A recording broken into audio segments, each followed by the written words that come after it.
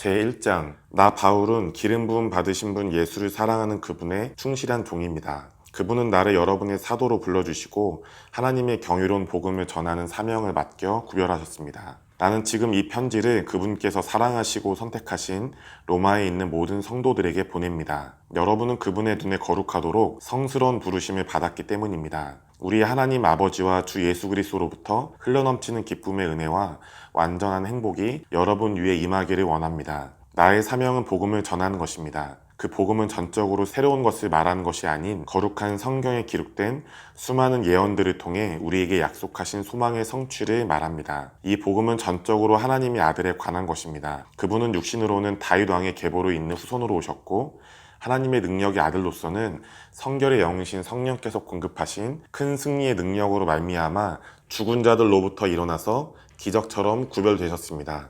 그리고 지금 그분은 우리의 메시아 주 예수 그리스도가 되십니다.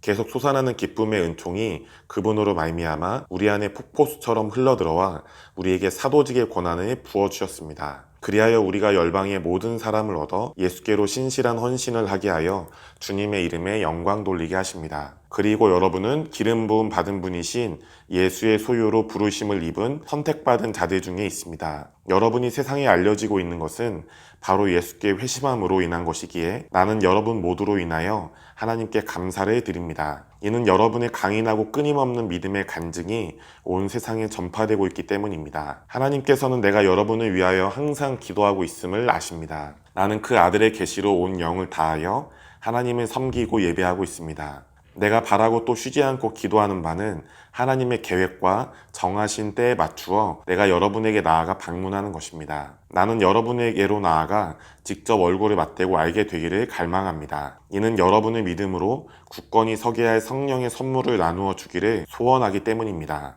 이것은 우리가 함께할 때 경이로운 일들이 풀릴 것을 의미합니다.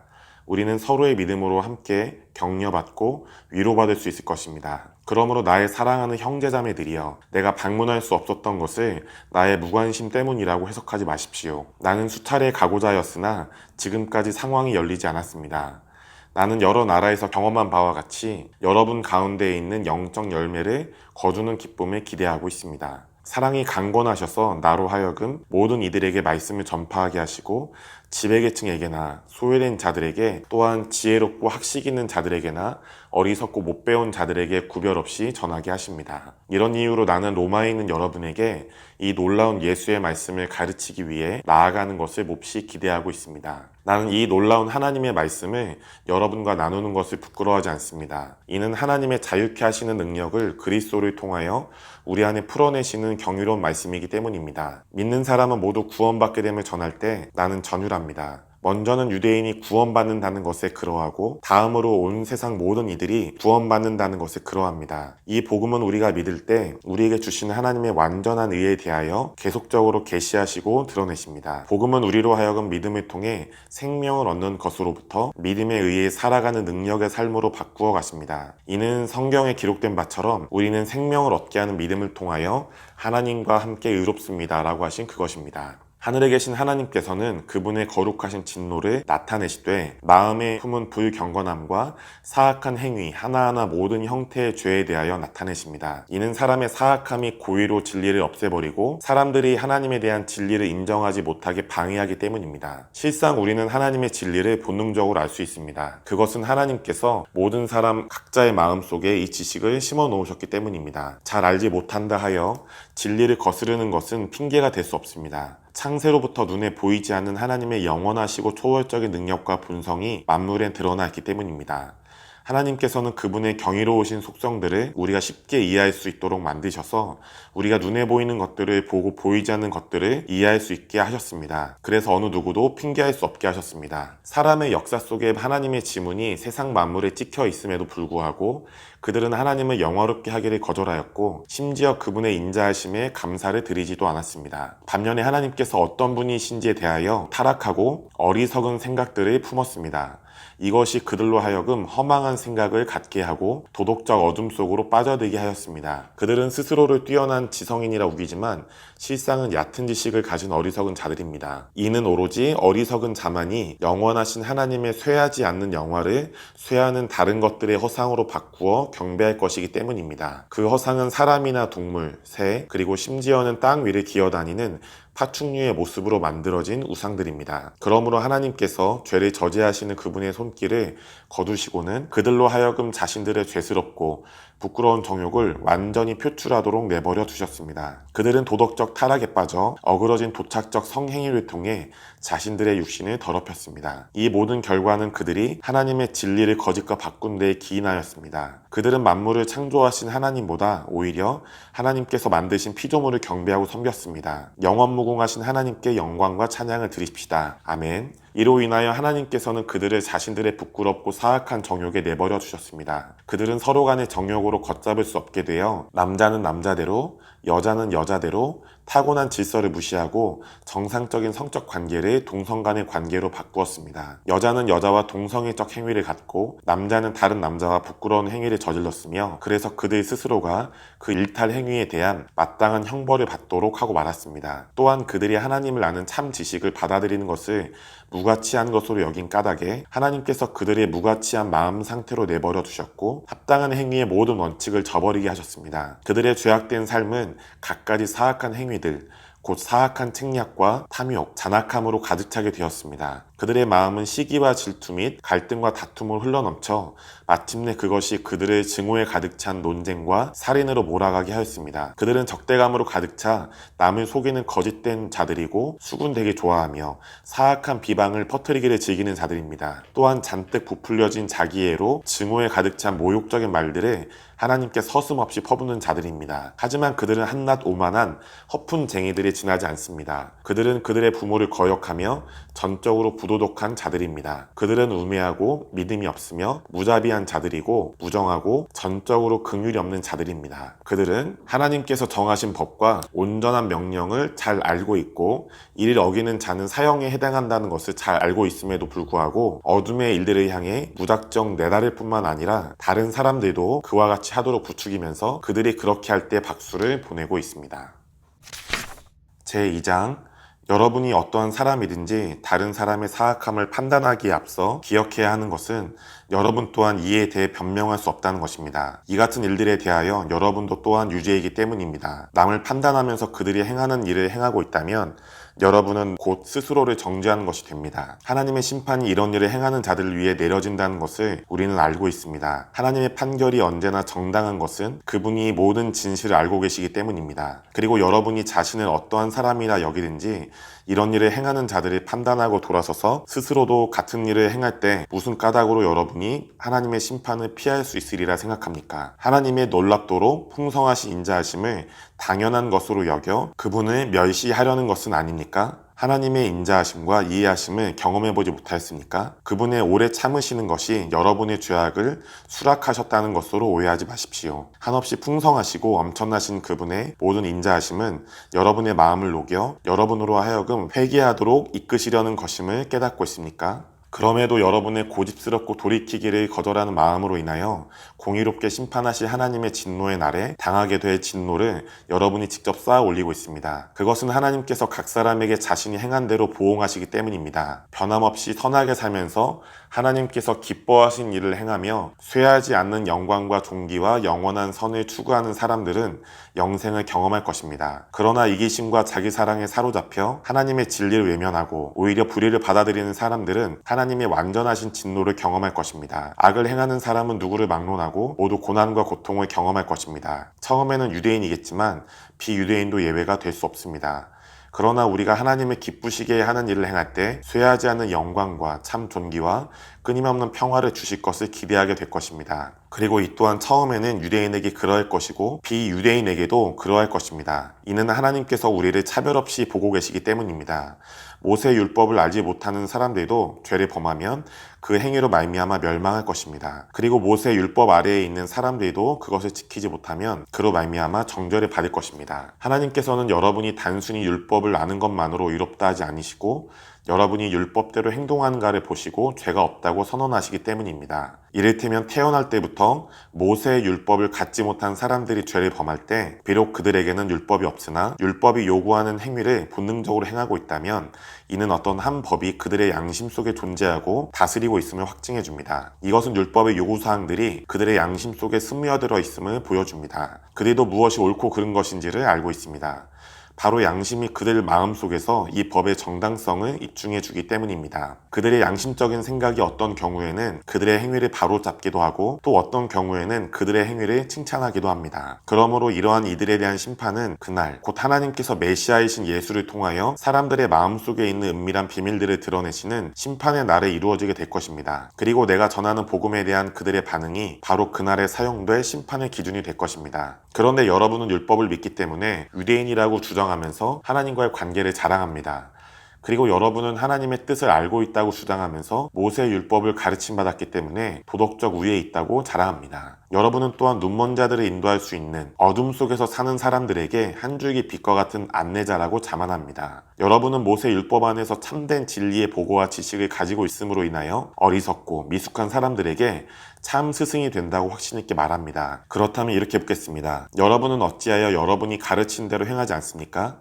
훔치지 말라고 설교하는 여러분이 어찌하여 도둑질을 합니까? 다른 사람들에게 간음하지 말라고 말할 때에는 재빠른 여러분이 바로 간음을 범한 죄인 아닙니까? 여러분은 또한 우상과 헛된 신들을 혐오한다고 말하면서 하나님께 마땅히 돌려드려야 할 것들을 드리지 않고 있지 않습니까? 비록 여러분은 율법을 지킨다고 자랑하지만 실은 율법을 어기면서 그 법을 정하시고 입법자 되신 하나님을 욕되게 하고 있습니다. 여러분의 행위는 하나님의 귀하신 이름이 여러분으로 말미암아 여러 나라들 가운데서 모욕을 받습니다. 라고 하신 기록된 말씀을 성취하고 있는 듯합니다. 여러분은 할례의 언약적 표시를 믿으나 할례는 율법의 가르침을 충실히 지켜야만 가치가 있습니다. 만약 여러분이 율법을 어긴다면 여러분은 여러분의 할례를 무효화시켜버리게 되고 맙니다. 그런즉 만약 할례 받지 않은 사람이 율법의 규례를 충실히 지킨다면 그의 순종이 실제로 할례를 거친 사람보다 그를 더 유대인답게 만들지 않겠습니까? 그리고 할례를 거치지 않은 사람이 율법을 범하는 여러분의 심판자가 되지 않겠습니까?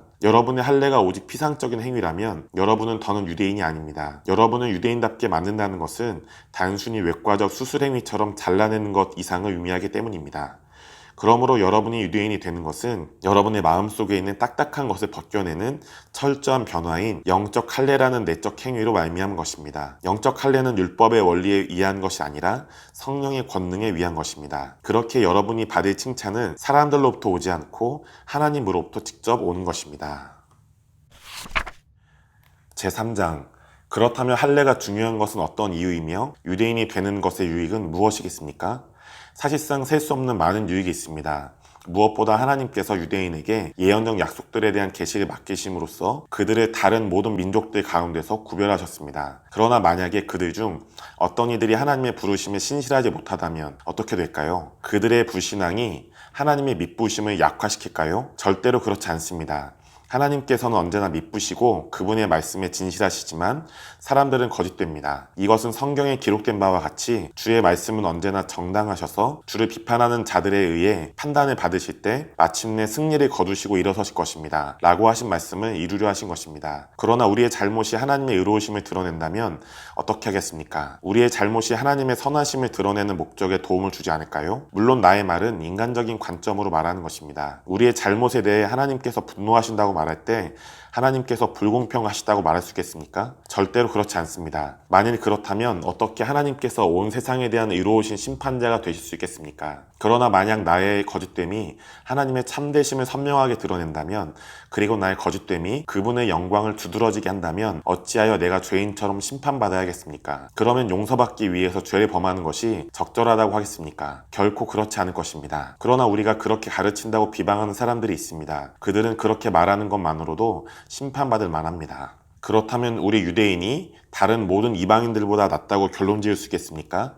진실로 그렇지 않습니다. 이는 유대인이나 이방인이나 모두 다 죄의 속박 아래 있다고 이미 선언되었기 때문입니다. 그리고 성경에 기록된 바 언제나 의로운 일을 행하는 사람은 없으니 단 한 사람도 없습니다. 참된 영적 이해력을 가진 사람도 없고 하나님 한 분만을 찾는 사람도 없습니다. 모두가 다 하나님의 길에서 고의로 떠나 방황하고 모두가 다 타락하고 부적합하게 되었습니다. 그들에게서 인자함이 사라졌으니 어느 한 사람도 선한 자가 없습니다. 그들의 말은 악취를 바라고 죽음의 냄새처럼 매끄럽고 역겹습니다. 기만에 찬 거짓말이 그들의 혀로부터 말려나오니 그들의 입술에서 떨어지는 것은 독사의 독입니다. 그들의 입에서는 오직 남을 베고 상처 주기 위해 신랄한 신성 모독적인 말이 흘러나오고 폭력과 살인에 도취되어 정신을 못 차립니다. 그들은 가는 곳마다 파멸과 고생을 풀어놓아 평강의 길을 경험하여 알지 못합니다. 그들은 위험에 가득 차신 하나님께 대하여 눈을 닫아버립니다. 라고 한 것과 같습니다. 율법이 말하는 모든 것은 율법의 권위 아래에 놓인 사람들에게 말하는 것으로 이는 두 가지 이유 때문입니다. 즉 모든 변명들이 무죄를 주장하지 못하고 침묵하게 하고 그리하여 온 세상이 하나님의 기준에 들게 하려 함입니다. 그러므로 어느 누구도 율법을 지킨 공로로서 하나님 앞에 의롭다고 칭찬받을 사람이 없습니다. 율법은 죄의 실체를 완전히 드러내고 그 정체를 폭로하는 것이기 때문입니다. 그러나 이제는 율법과 상관없이 하나님의 의로우심이 명백히 실제하여 밝히 나타났으니 이는 기름 부음 받은 자이신 예수를 통하여 이루신 것입니다. 이것이 바로 성경이 예언한 세상에 오실 의로우심입니다. 그리고 이것이 예수 그리스도의 미쁘심으로 말미암아 온 세상이 다 볼 수 있게 하신 하나님의 의로우심입니다. 이제 그를 믿는 사람은 누구든지 모두가 그 선물을 받게 되었습니다. 그것은 우리들 사이에 아무런 차별이 없습니다. 모든 사람이 죄를 범하여 하나님의 영광에 이르지 못하였는데 그리스도 예수의 강력한 속량의 선언으로 말미암아 하나님께서 값없이 그분의 의를 내어주셨습니다. 이제는 하나님의 사랑과 자비의 선물이 우리 위에 폭포수처럼 쏟아내려 주시니 이 모든 것은 그리스도 예수께서 우리를 죄와 형벌과 죄의 권능으로부터 해방시켜 주셨기 때문입니다. 예수는 하나님의 뜻하신 대로 우리의 죄를 속량한 제물이 되셨고 십자가에서 죽으심으로 말미암아 마침내 우리의 속죄소가 되셨습니다. 우리가 그분께 나아가 자비를 구하는 것은 우리가 예수의 거룩한 피를 믿으면 하나님께서 우리 죄를 용서하신다고 약속하셨기 때문입니다. 이로써 하나님의 의를 완벽히 드러내셨습니다. 오늘날까지 하나님께서는 우리들에 대한 정의의 심판을 내리지 않고 오래 참아오셨고 예수의 희생 이전에 살던 사람들의 죄를 덮어주셨습니다. 그리고 인내의 시간이 끝나게 되었을 때 하나님의 의로우심을 우리에게 값없이 주시면서도 여전히 그분의 정의와 자비로우심에 진실할 수 있는 단 한 가지 방법이 있었습니다. 그것은 오직 하나님께서 그분의 아들을 희생시키시는 것뿐이었습니다. 그래서 지금 우리가 예수의 신실하신 위에 서 있기 때문에 하나님께서 우리를 그분의 눈으로 보시기에 의롭다고 선언하시는 것입니다. 그런즉 어디 자랑할 것이 있겠습니까? 우리의 공로를 하나님께서 인정하시겠습니까? 전혀 그렇지 않습니다. 우리를 하나님께서 의롭다고 인정하시게 하는 것은 우리가 율법을 지킨 공로 때문이 아니라 하나님께서 이루신 일에 대한 우리의 믿음 때문입니다. 그러므로 결론은 이것입니다. 하나님께서 우리를 위롭다고 하시는 이 경이로운 선언은 오직 우리가 우리의 믿음을 그리스도께 드렸을 때 내리시는 선언이고 결코 율법을 지키는 것에 있는 것이 아닙니다. 그러니 하나님께서 오직 유대인만의 하나님이시겠습니까? 아니면 모든 사람에게 동일하게 하나님이시겠습니까? 물론 그분은 모든 사람의 하나님이십니다. 하나님께서는 오직 한 분이시니 그분은 우리를 똑같이 대하실 것입니다. 그분은 우리가 누구이든지 상관없이 그분의 아들을 믿는 믿음으로써 우리의 죄를 없애시고 의롭다 하십니다. 그런즉 우리가 믿음을 강조하는 것이 율법을 무효화시키겠습니까? 절대로 그렇지 않습니다. 오히려 우리의 믿음이 율법이 반드시 옳게 가져야 할 역할을 세우는 것입니다. 제4장, 한 가지 예로 아브라함의 경우를 들어보겠습니다. 인지적으로 볼 때 그는 유대인의 창시자였음이 분명합니다.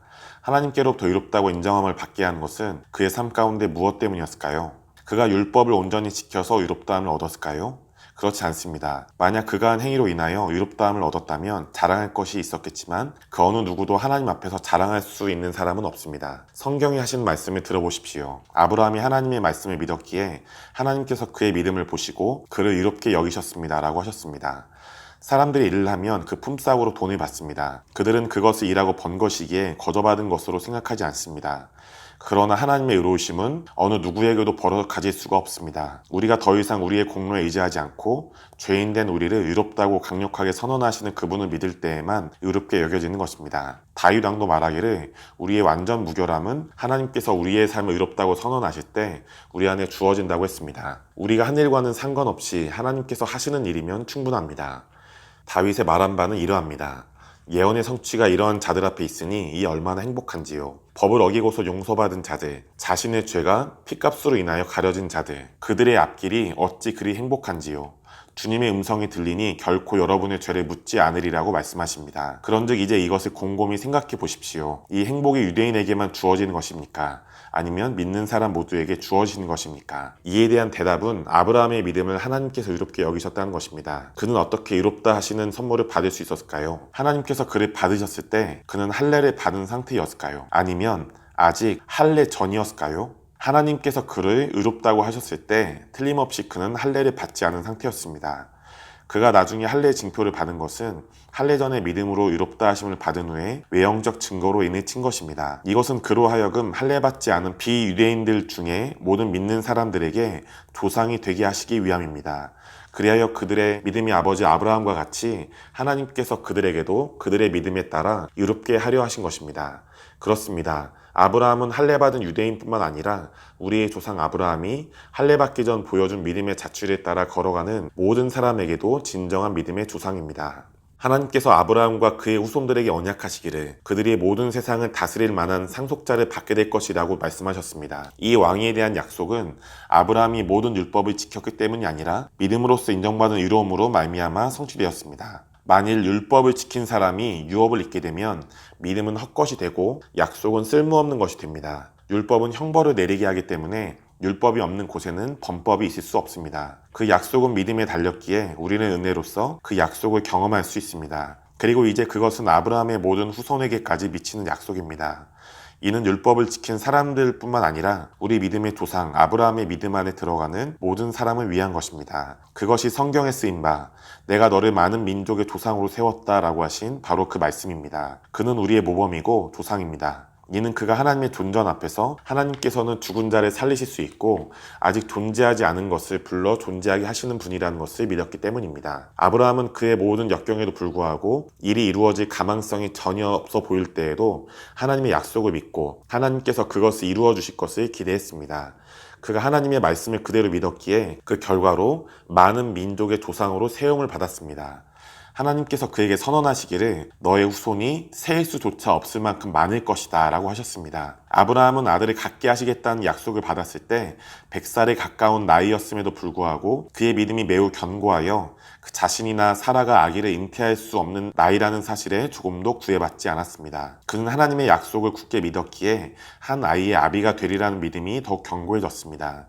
그는 하나님께서 그분의 약속들을 이행하시기 위해 필요한 모든 능력을 가지신 분이라는 것을 힘있게 믿고 확신하였습니다. 그리고 그것으로 말미암아 아브라함은 하나님을 영화롭게 하였습니다.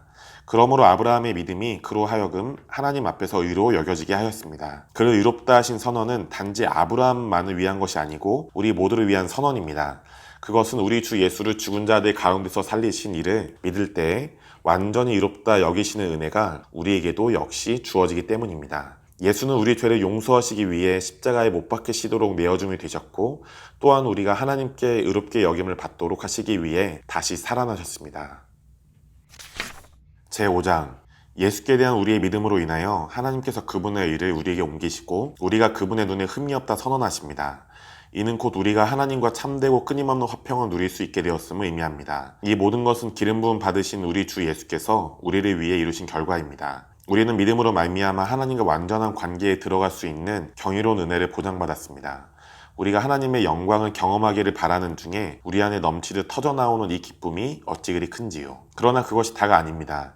심지어 환난의 시간들 속에서도 우리가 기쁨에 차올라 확신하는 것은 우리가 받는 환난이 우리 속에 인내를 기른다는 것을 안다는 것입니다. 그리고 인내는 우리의 인격을 연단하고 연단된 인격은 다시금 우리로 소망을 갖게 합니다. 이 소망은 한낱 사라질 허상이 아닙니다.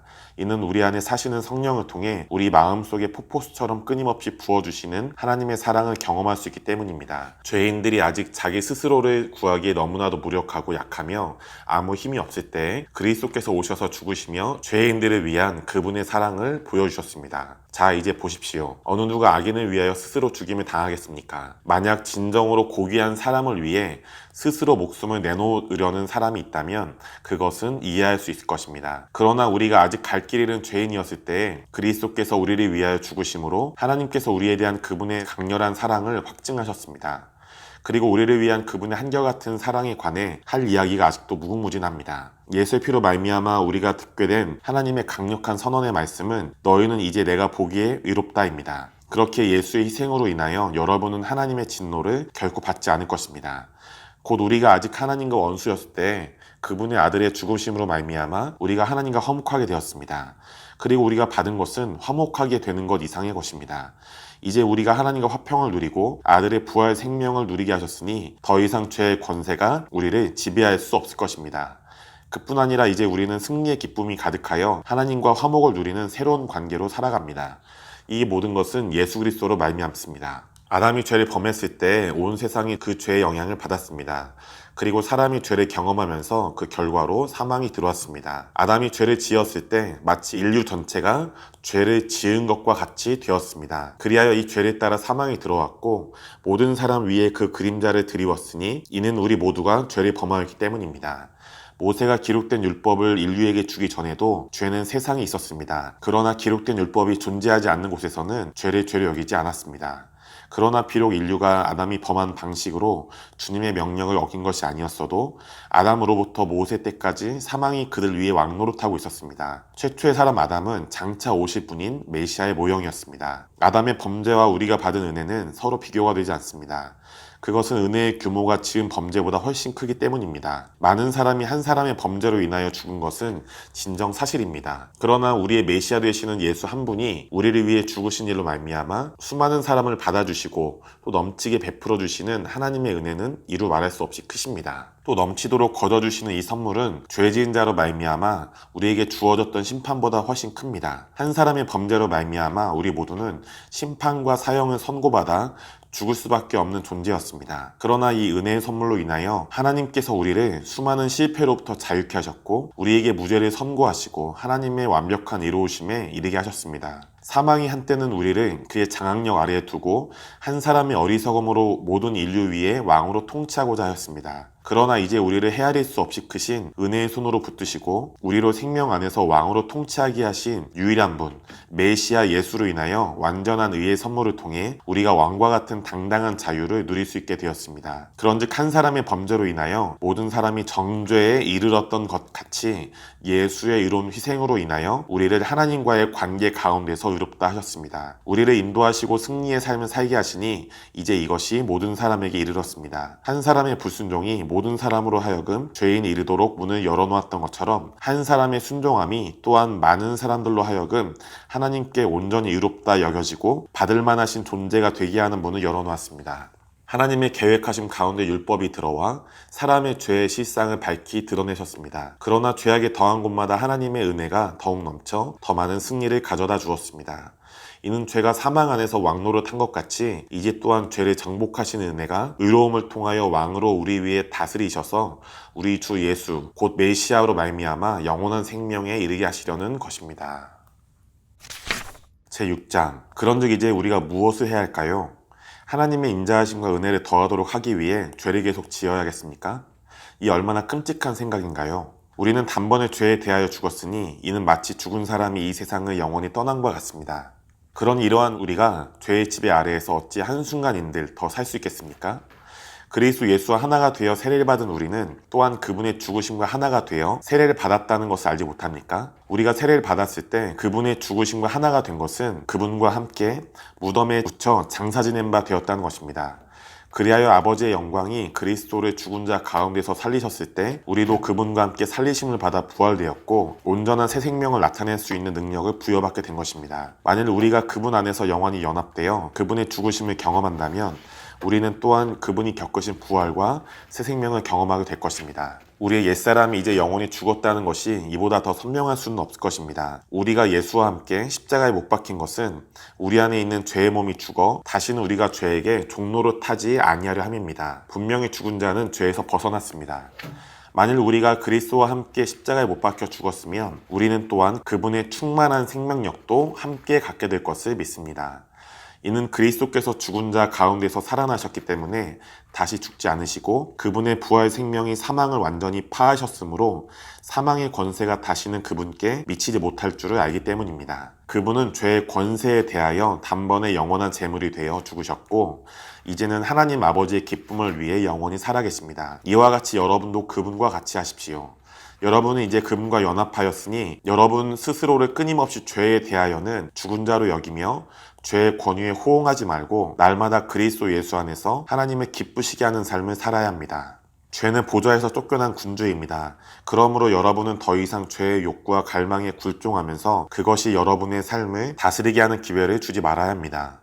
또한 여러분의 몸을 불의의 도구로 내어주는 죄의 부름에 응답하기를 거절하십시오. 그 대신에 부활 생명을 누리시는 예수와 같이 여러분의 몸을 계속해서 드림으로 하나님의 부르심에 뜨겁게 응답하십시오. 여러분은 이제 그분의 기쁨을 위하여 살고 그분의 높은 부르심의 목적을 위하여 쓰임받도록 준비하십시오. 이것을 기억하십시오.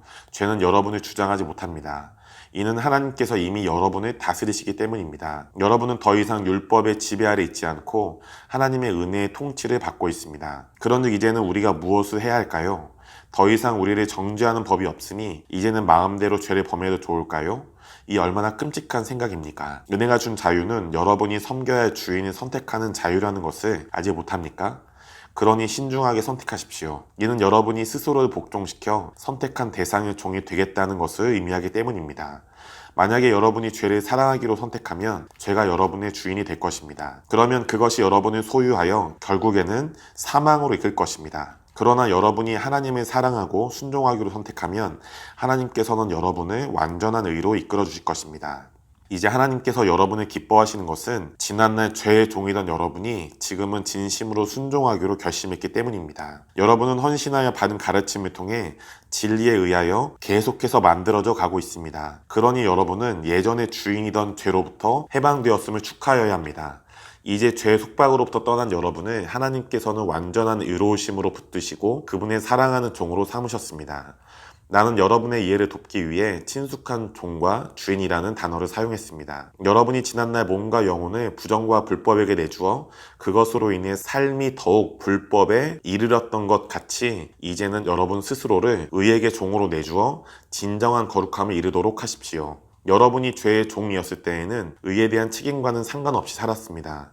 이제 여러분이 부끄럽게 여기는 그때 이들로부터 여러분은 무슨 열매를 얻었습니까? 그것은 오로지 부끄러움과 사망의 유산만을 여러분에게 남겨줄 뿐이었습니다. 그러나 이제 여러분은 하나님의 사랑받는 종이 되고 죄의 권세로부터 해방되어 자유의 기쁨을 누리고 있습니다. 그러므로 지금 여러분이 누리는 이 은혜들을 헤아려 보십시오. 여러분은 더욱더 깊은 진정한 거룩함에 이르러 결국엔 영원한 생명을 맞이하게 될 것입니다. 죄가 그의 종에게 주는 보잘것없는 보수는 사망이지만 하나님께서 우리에게 하염없이 주시는 풍성한 선물은 그리스도, 곧 우리 주 예수와 하나 된 여러분에게 주시는 영생입니다. 제7장 사랑하는 형제자매 여러분, 나는 지금 율법에 익숙한 여러분에게 이 편지를 쓰고 있습니다. 여러분은 사람이 죽으면 그것으로서 그의 법에 대한 의무도 끝난다는 것을 알지 못합니까? 예를 들어 결혼한 부부는 죽음이 둘을 갈라놓기 전에는 법에 의해서 매인바 됩니다. 그러나 한쪽 배우자가 죽으면 남은 배우자는 혼인법에서 벗어납니다. 그러므로 만일 아내가 혼인 중에 다른 남자에게 가면 그 여자는 간음죄를 범하게 되는 것입니다.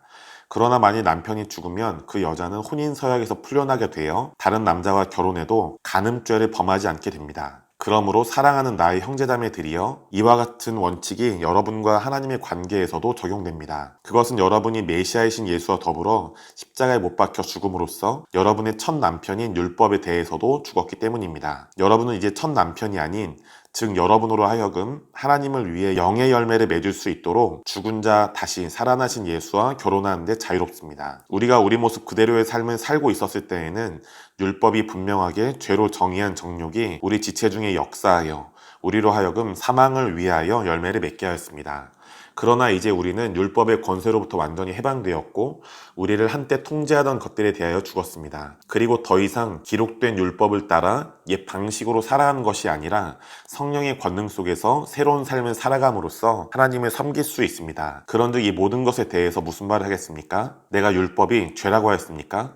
물론 그런 뜻이 아닙니다. 사실상 죄에 대한 분명한 정의를 밝혀준 것이 바로 율법입니다. 예를 들면 탐내지 말라고 가르쳐 준 것이 바로 율법입니다. 율법은 남의 물건을 탐내는 것이 얼마나 잘못된 일인가를 나에게 알게 해준 기폭제였습니다. 내 속에 있는 죄가 일깨워진 것은 바로 하나님의 계명을 통해서였습니다. 죄는 내 속의 기질을 구축하고 거기에서 온갖 탐심을 불러일으켰는데 율법이 없을 때에는 죄가 잠자는 형태로 숨어버리기 때문입니다. 나는 한때 율법에 대한 분명한 이해함 없이 살았습니다. 하지만 하나님의 계명을 듣고 나서부터는 내 속에 잠들어 있던 죄가 깨어나 사망에 이르게 하였습니다. 생명을 주려던 계명이 도리어 나에게 사망을 가져다 주었던 것입니다. 죄가 계명을 이용하여 내 속의 기질을 구축하고서는 나를 제압하여 죽음에 이르게 하였습니다. 이로 보건대 문제는 율법 자체에 있는 것은 아니라고 결론지어야 합니다. 율법은 거룩하고 계명 또한 거룩하며 우리들의 선을 위한 것이기 때문입니다. 그런즉 선을 뜻하려던 것이 나에게는 사망이 되었을까요? 확실히 그런 것이 아닙니다. 나를 영적으로 죽게 했던 것은 율법이 아니라 가면을 벗은 죄였습니다. 거룩한 계명은 오직 죄의 사악함을 밝혀 죄의 진면목을 드러내려 했을 뿐입니다. 우리는 율법이 거룩한 영감으로 하늘로부터 온 것인 줄 알지만 나는 육신으로 만들어진 사람이고 죄의 권세 아래 노예로 팔린 자입니다. 내가 행하는 것을 나 자신도 알지 못합니다. 이는 옳은 것을 행하고자 하는 내 자신이 언제나 나의 도덕적 본능이 비난하는 일을 하는 것으로 끝나버리기 때문입니다. 만일 내가 원하지 않는 행위를 행하면 내 양심은 율법이 선한 것을 시인하는 것이 됩니다. 그래서 이제 내가 깨닫는 것은 그것을 행하는 자가 더 이상 나 자신이 아니라 내 속에 환영받지 못하는 침입자, 바로 죄라는 것입니다. 내 타락한 육신적 속사람 안에는 그 어떤 선한 것도 살지 않는다는 것을 나는 알고 있습니다. 선한 것을 행하고자 하는 갈망이 내 안에 있으나 그것을 이루고자 하는 의지력이 부족합니다. 선을 행하고자 하는 나의 고결한 욕구는 내가 원하지 않는 일들을 행할 때 내동댕이 쳐지고 맙니다.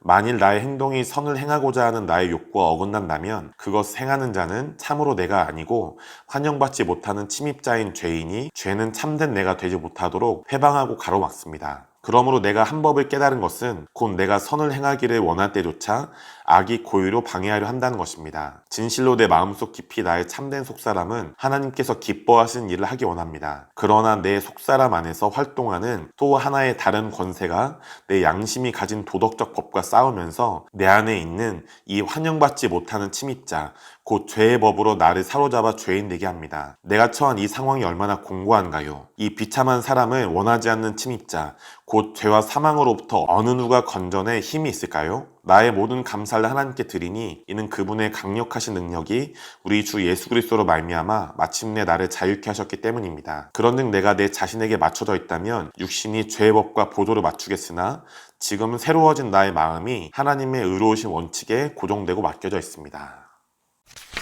제8장 그러므로 이제 죄의 권세의 일은 모두 종결되었습니다. 그리스도 예수와 연합하여 생명 안에 하나 된 사람에게는 결코 정죄함이 없습니다. 이는 그리스도 예수로부터 흘러오는 생명을 주시는 성령의 법이 죄와 사망의 법에서 우리를 해방하였기 때문입니다. 율법이 사람의 본성의 나약함으로 말미암아 제한받아 할 수 없던 것을 하나님께서는 하셨습니다. 곧 하나님께서는 사람의 약함과 함께 하시려고 그분의 아들을 사람 본연의 육신의 모습으로 보내셨습니다. 그리고 그분은 자기 몸을 속죄 제물로 드리셨으니 이는 하나님께서 죄와 죄의 권세를 단번에 영원히 정죄하시기 위함입니다. 그러므로 이제는 율법의 의로운 요구 하나하나가 우리 안에 살아계신 그리스도의 생명으로 말미암아 이루어질 수 있습니다. 그리고 우리는 육신에 따르지 않고 성령의 역동적인 능력을 따라 자유롭게 살 수 있습니다.